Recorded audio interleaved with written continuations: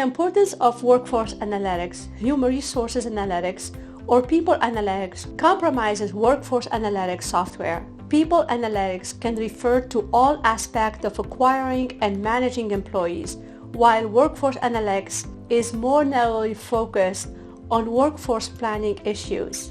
The concepts behind workforce analytics have shifted significantly in response to technological innovations, which now refers to greater understanding of employee data. In that respect, modern workforce analytics dig deeper, hold more influence, and more visually appealing than previous versions.